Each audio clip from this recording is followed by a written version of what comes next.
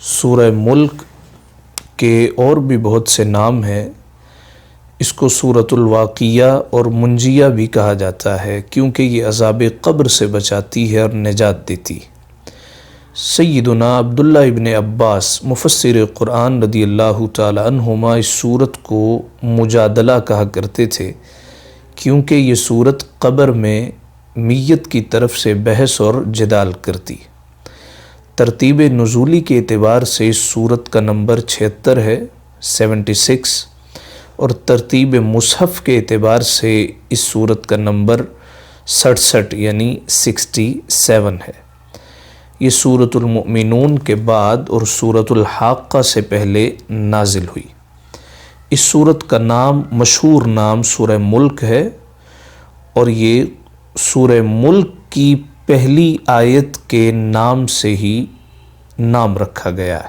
ارشاد ہوتا ہے تبارک الذی بیدہ الملک، وہ ذات نہایت بابرکت ہے جس کے ہاتھ میں تمام دنیا کی سلطنت ہے۔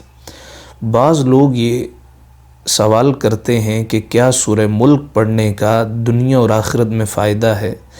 ظاہر ہے قرآن زندہ انسانوں کے لیے ہے، اس کا موضوع حضرت انسان ہے۔ یہ انسان کو زندگی گزارنے کا طریقہ و سلیقہ سکھاتا ہے اور اس کے عقائد کی اصلاح کرتا ہے۔ بعض احباب یہ بھی کہتے ہیں کہ there is no benefit to read سورہ ملک after for a dead person۔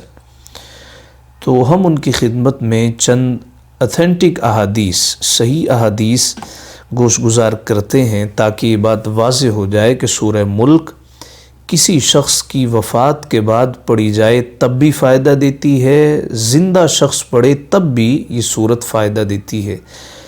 پہلی حدیث پاک ابو داؤد شریف کی حدیث ہے، یہ حدیث نمبر 1400 ہے۔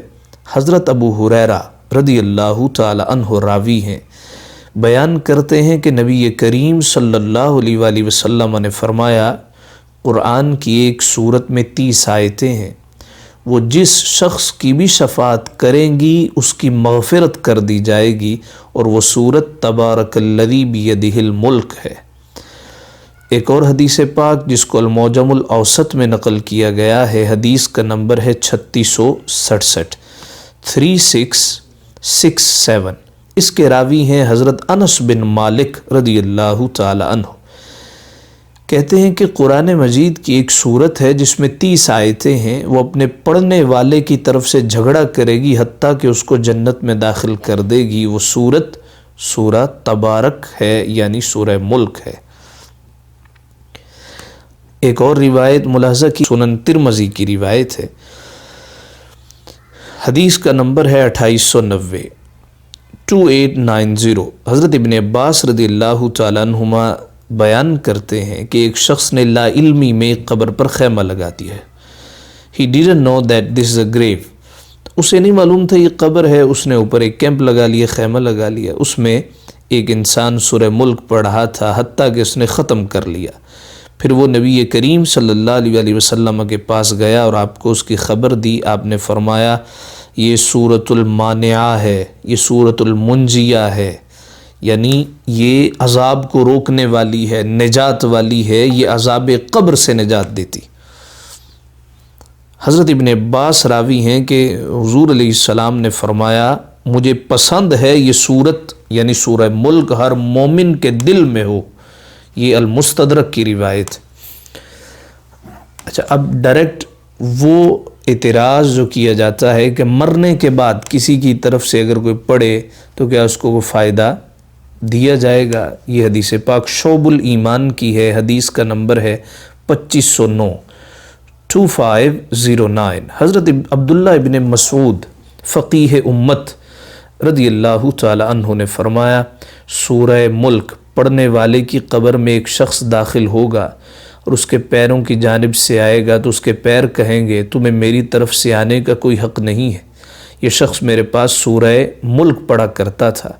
پھر وہ شخص اس کے سینے یا پیٹ کی جانب سے آئے گا تو اس کا سینہ یا پیٹ کہے گا تمہیں میری طرف سے آنے کا کوئی حق نہیں ہے، یہ شخص میرے پاس سورہ ملک پڑھا کرتا تھا۔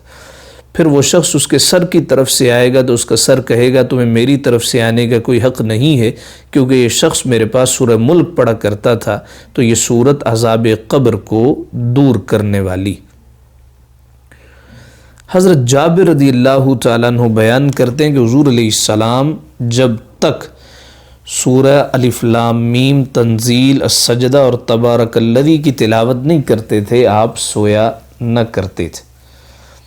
تو یہ سورت بذات خود فائدہ دینے والی ہے۔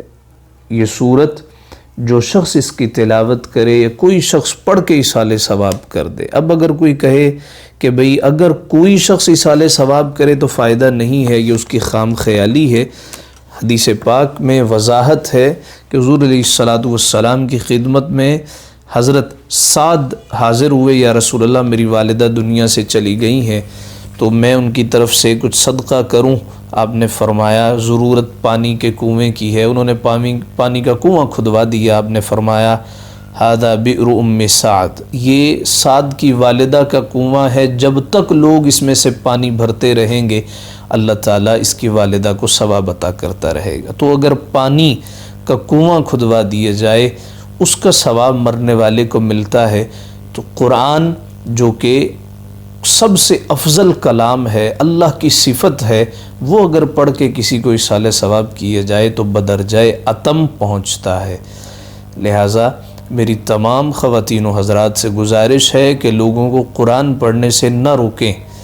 اگر آپ سمجھتے ہیں کہ بھی قرآن پڑھنے کا فائدہ نہیں ہے تو آپ وصیت کر جائیں کہ بھی میرے مرنے کے بعد کوئی قرآن نہ پڑھے، میرے مرنے کے بعد کوئی ذکر اذکار نہ کرے، کوئی درود میرے لیے نہ پڑھے، کوئی کلمہ طیبہ میرے لیے نہ پڑھے۔ آپ خود وصیت کر جائیں، لیکن خدارا اللہ کے کلام کو پڑھنے سے نہ روکا جائے اور اپنی طرف سے منمانیاں نہ کی جائیں۔ اللہ سے دعا ہے اللہ تعالی ہمیں عمل کی توفیق عطا فرمائے اور دین میں اخلاص نصیب فرمائے۔